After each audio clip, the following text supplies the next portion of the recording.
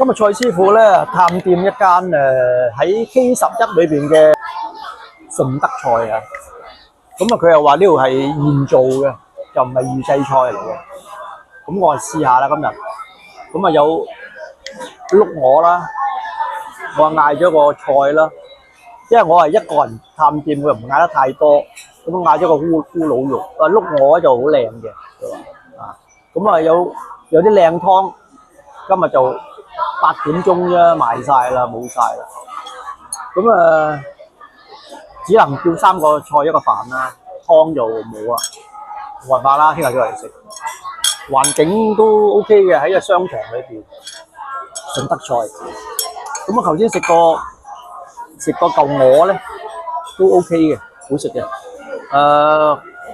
佢個咕嚕肉咧，四四方方嘅喎，就好在唔係好肥。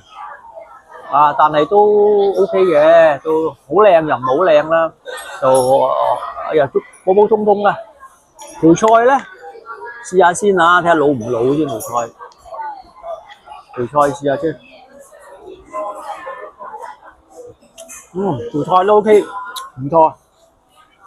咕嚕70分，即係我啊，佢話招牌菜啊嘛，咁啊試下啦。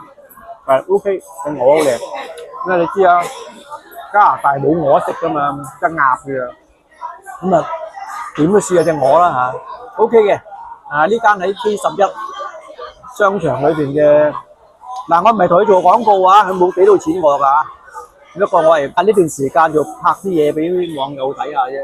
就而家咧，國內啲人咧就比較中意去嗰啲商場裏邊食飯啦，因為商場乾乾淨淨，有冷氣啊，又地下有停車場啊。嗱呢加拿大要學下啦，加拿大啲商場咧就冇呢啲好少少嘅酒樓嘅。加拿大商場賣麥當勞啊、披薩啊嗰啲咁嘅，即係見識 fast food 啊，佢冇呢啲比較花一啲嘅古鮮食啊。咁啊，所以就加拿大真係要學下人哋。商場頂樓裏邊嘅餐館啊，真係幾靚啊，幾舒服㗎。咁今日我都嚟探店試下。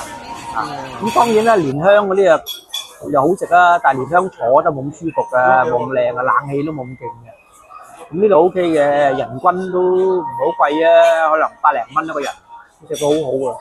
好，師傅食嘢啊，咁下次再傾過，再見。